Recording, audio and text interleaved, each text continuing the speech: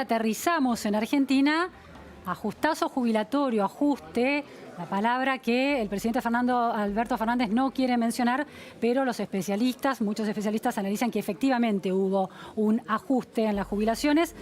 Peor el remedio que la enfermedad, se viene un reclamo masivo a la justicia por esta vulneración de derechos, según sostienen algunos. Estamos con Eugenio Semino. Muchísimas gracias, Eugenio, por estar aquí.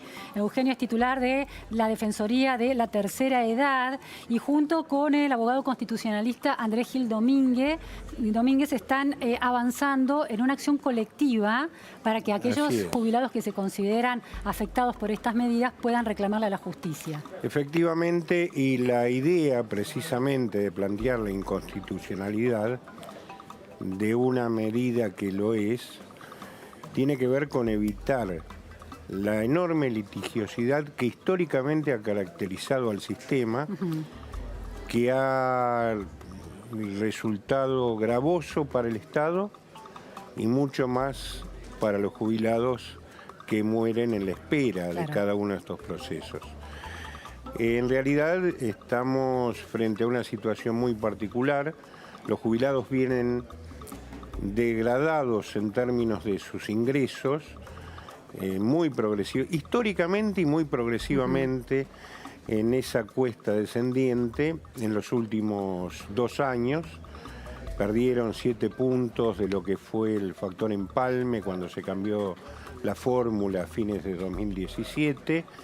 19,5 puntos de su poder adquisitivo en relación a la inflación entre el 18 y el 19, por lo cual esa fórmula que había dado tan malos resultados, este año tenía previsto y había generado ya 2 índices relativamente de estabilidad, como es el 11,54% para el mes de marzo y alrededor del 12-13, bueno, está en discusión, para lo que es el mes de junio.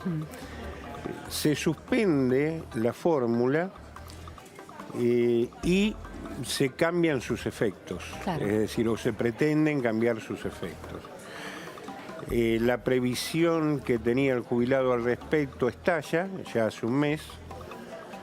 Lo planteamos esto previo a que se sancionara la ley de emergencia. Se vuelve discrecional, depende del Poder Ejecutivo y no hay ninguna manera de tener en cuenta cómo avanza ese recálculo hacia adelante. Exactamente. Y inclusive excusas planteadas de mejorar las mínimas y demás, cosa que no hubiese impedido que se haga manteniendo para el resto del sistema los guarismos que ya estaban acordados. Me parece que estamos ante una situación no por repetida menos gravosa para los jubilados, y me parece que es un sector que la política no le presta la suficiente atención, porque todo esto lo hablamos en un contexto de haberes de 14, 15, 20 mil pesos. Es decir, nosotros calculamos ya desde hace una década la canasta del jubilado, cada 6 meses. La última medición del 6 de octubre, la vida de un adulto mayor en grandes ciudades, con gastos de vivienda, nos estaba dando alrededor de 37.800 pesos. Cuando se reformula lo que preveía la ley, observamos que las mínimas, que ahora se discute si son el 50, 60, 70%. De la masa de jubilados que hay. Como si la violación de derechos está de acuerdo en proporción a cuánto se violan. Claro, ¿no? cuántas personas son vulneradas. Sí. Ahora, Eugenio, ustedes avanzan con esta acción colectiva. ¿Qué es una acción colectiva? Bueno, lo que estamos planteando es la inconstitucionalidad del decreto que todavía no fue publicado. Decreto supuestamente del viernes, ¿no? Claro, fue un anuncio muy global, bastante confuso, porque se habló de todos los beneficios que paga ANSES. En un momento dado se habló de 18 millones de beneficios. Claro. Jubilados y pensionados son 6 millones. Y después hay 1.300.000 discapacitados no contributivos que están peor, porque cobran 9.800 pesos.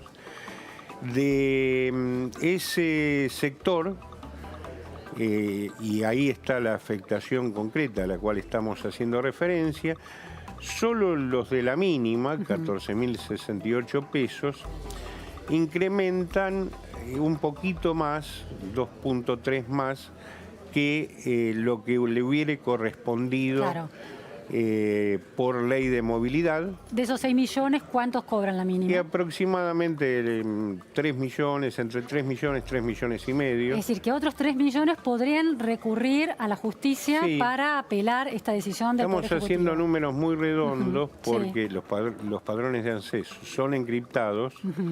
Estamos a dichos de funcionarios que cambian esos porcentajes permanentemente. Y ¿poca transparencia hay en eso, dice usted? No, en realidad, como es por rangos, uno toma ciertos hitos de números fijos, ¿no? 1468, 20.000 y demás, que es lo que tomó el gobierno para establecer los distintos segmentos, claro. Pero bueno, es muy grande la suma de aquellos jubilados que se ven afectados. Pensemos que los de la mínima, esa mejora porcentual les implica 192 pesos por mes. Digo, me parece que hay que ser pudoroso cuando se habla de estas cosas. ¿Pudoroso en qué sentido? ¿Dónde está la falta de pudor? Cuando se hacen grandes anuncios estridentes de mejorar la situación de los que menos tienen y demás, creo que la política a veces no tiene límites en términos de la subjetividad y cómo se hiere esa subjetividad. La retórica usada para describir el beneficio a las jubilaciones mínimas comparado con el beneficio concreto que recibe, ¿a usted le parece desproporcionada? Me parece, pero es falta de pudor. Simplemente soy gerontólogo, es decir, lo político lo leo desde los diarios, ¿no? Claro, pero soy gerontólogo que atiende adultos mayores desde hace 40 años. Por lo cual tengo una percepción de esos sentimientos y de cómo a veces se agrede a veces a partir de obtener determinados beneficios para con el resto de la sociedad. Ahora, lo cierto es que esta norma que se llamó de solidaridad, fíjese qué casualidad, el mismo nombre que Cavallo le puso a la ley 24463, que fue la de la privatización del sistema. Es decir, la que mataba la solidaridad, la ley que daba por finalizada, bueno, pero digo, al margen de estas circunstancias. El uso político de las palabras. Y de cómo se desvirtúan, ¿no?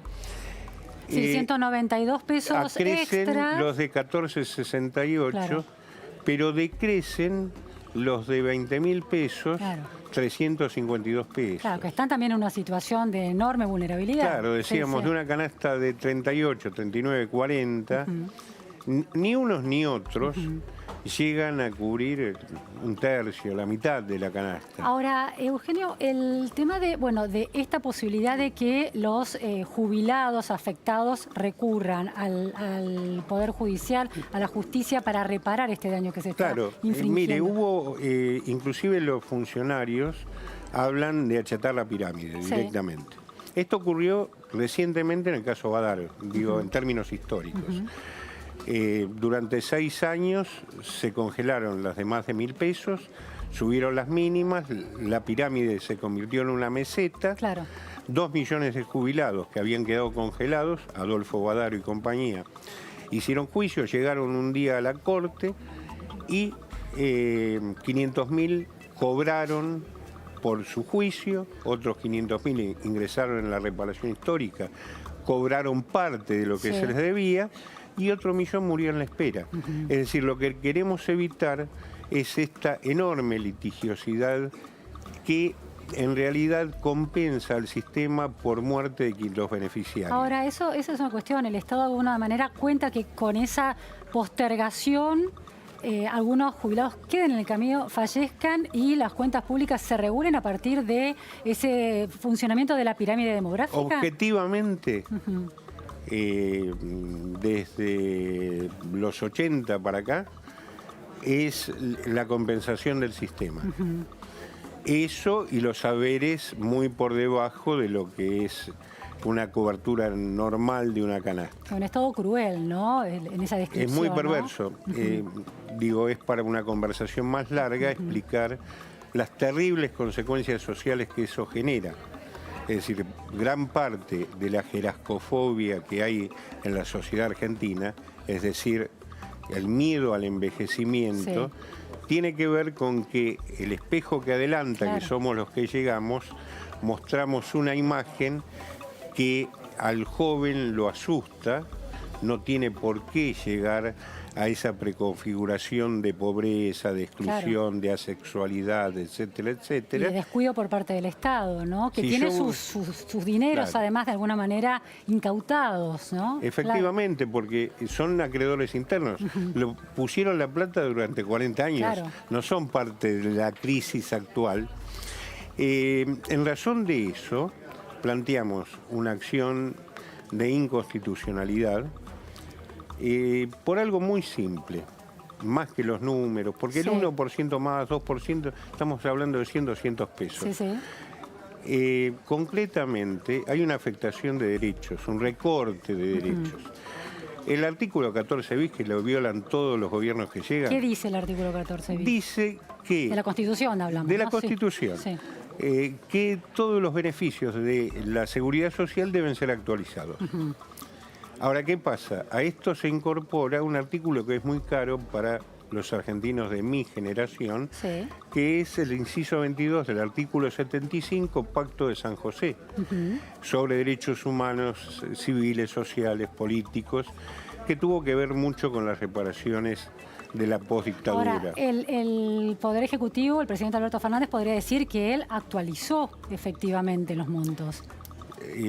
Lo que pasa que los sistemas de previsión en el mundo, como el que tenemos nosotros, se basan en la equidad y la proporcionalidad.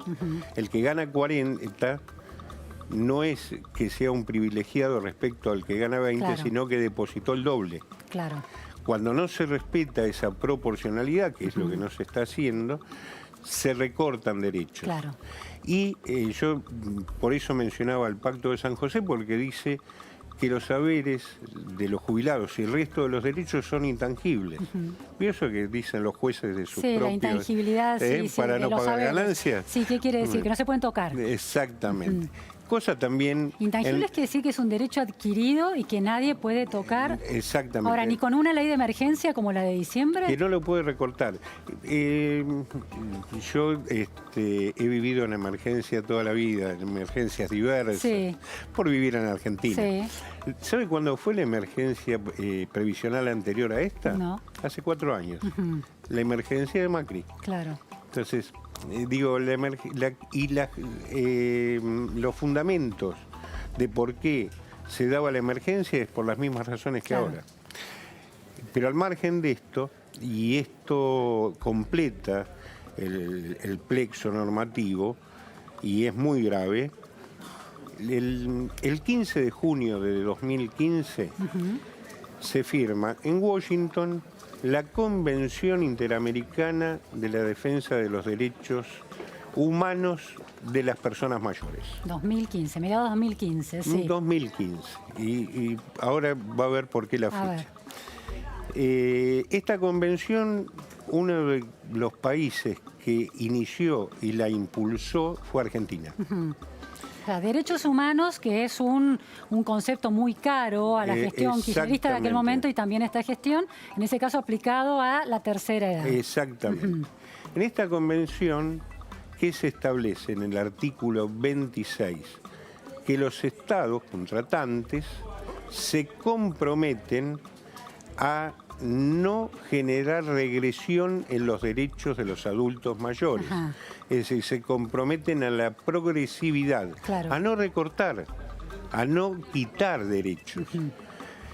Y precisamente esta convención es letra y es ley de la Nación, es la ley 27.312, y fue trabajada y propuesta correctamente, la apoyamos desde la sociedad científica, por muchos de los funcionarios que estaban en aquel momento y que están en este momento. Por ejemplo. No, funcionarios de ANSES, de PAMI, con toda la buena intención y con toda voluntad lo han hecho. Sí, sí. Y se da la extraña circunstancia o la esquizofrénica conducta de que ahora la van a violar.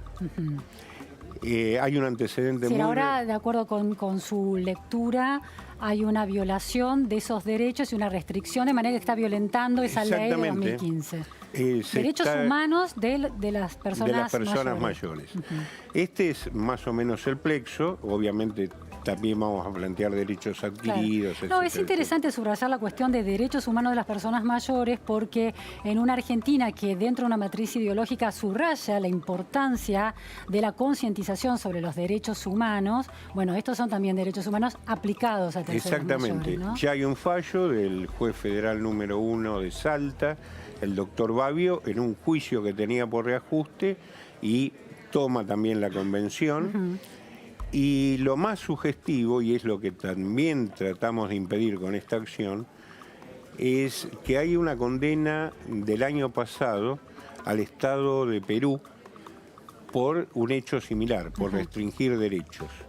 Así que me parece, y sigo llamando, como no se publicó el decreto, y los viejolos somos insistentes, no tenemos tiempo pero tenemos paciencia, seguimos llamando a la reflexión, a que se hagan las rectificaciones. ¿Cuáles serían esas rectificaciones para que no se vulneraran los derechos de las personas, de los jubilados, y al mismo tiempo se manejara con inteligencia el gran tema del déficit fiscal, ¿no? Que sigue siendo un enorme problema para cualquier gestión de gobierno? Exactamente, es pagar el índice que ya estaba previsto a todos. Para marzo. Claro, y marzo y junio. Y después hacer es decir, se puede derogar la ley, discutir la fórmula que quieran. Van a tener que contratar a Mandrake para hacer una tercera fórmula. Porque, ¿qué pasa? Ambas fórmulas. Ambas, ¿cuál? La del 2008 hasta el 2017. Y la otra que ya decía dio resultados terribles, malísimos. Pero la del 2008, los jubilados perdieron en el 2012 y 2014. ¿Sabe qué pasó? Hubo alta inflación. Claro. Como lo hubo en el 18 y 19. Claro.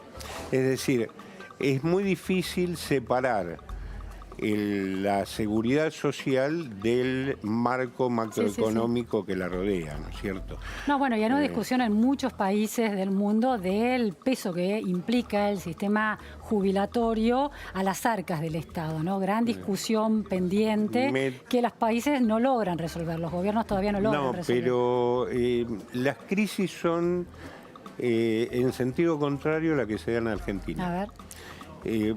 Francia, por ejemplo.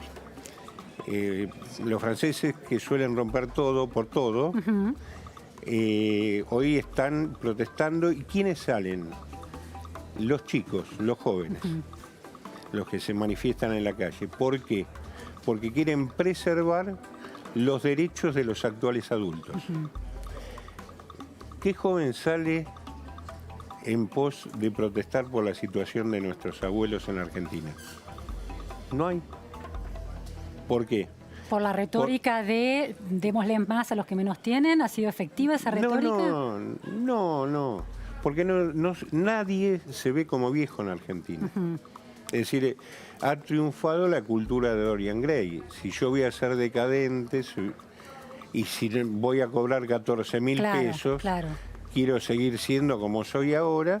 Y en su caso, el inconsciente colectivo, el Carpe Diem, agarro el coche a 150 kilómetros por hora y no me proyecto en el futuro.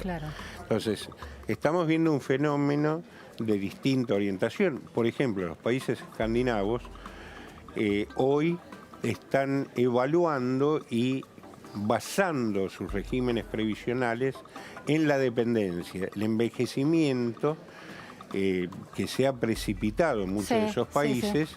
Genera mayor cantidad de dependencia, mayor cantidad de años que tenemos. Por lo cual, en alguno de esos países, una persona de 85 años tal vez esté ganando el 120% de lo que ganaba en actividad. Claro. ¿Por qué? Y una tasa de natalidad baja, pocos aportantes activos, ¿no? Eso es un problema. Así es. Entonces, lo que hacen es, dándole plata, es que la dependencia la pueda bancar la misma persona, que no deje de ser libre para disponer. Claro. ¿Y esto qué hace? Achica los gastos del Estado. Es decir, no hay nada más caro de mantener para un Estado, y esto es lo que no nos convencemos en la Argentina, que es la pobreza. Es decir, acá tenemos... O la vejez deprimida también, ¿no? Bueno, es enfermedad. Claro, claro. La depresión es enfermedad. Claro. Y un Estado que maltrata a este nivel puede causar desasosiego, ¿no? Sin lugar a dudas. Claro. Pero fíjese que cuando se habla de salud, se habla de medicamentos. Y en realidad eso tiene que ver con los momentos excepcionales de la falta de salud, que es la enfermedad. Y sanitarismo puro, el primer medicamento es el alimento y el hábitat. Y la vida social, ¿no? La posibilidad del deseo, la negación del deseo, que es lo que ocurre en Argentina. Che, ya soy demasiado viejo para hacer tal cosa. Lo que nos hace es llevar el estado de postración. Claro. Eugenio, claro, bueno, en realidad en asumir que los jubilados mayores pueden vivir con esos montos es asumir que no hay una vida demasiado plena ahí, ¿no?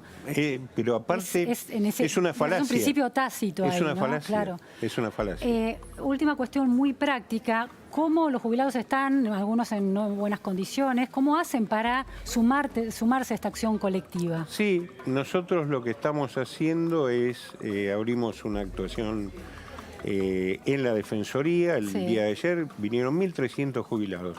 De 3 millones y pico que podrían litigar. Sí, y en el interior se da un fenómeno similar. Es una simple adhesión que no les impide hacer su juicio individual, si lo desean.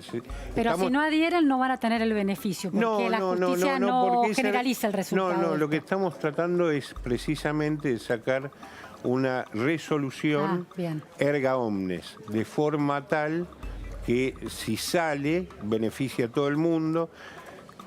Vamos a plantear una cautelar rápida. Si se nos niega la cautelar, para frenar el decreto, vamos a tratar de ir por per saltum a la Corte y que la Corte diga. La Corte en este sentido ha tenido una jurisprudencia y una doctrina bastante pacífica. Muchísimas gracias, Eugenio, por estas precisiones y este análisis importantísimo del cuidado efectivo que el Estado, no importa qué gobierno, el Estado les da a los jubilados. Gracias. Nos vamos a un corte en la Repregunta Noticias a Fondo y enseguida volvemos. No se vayan.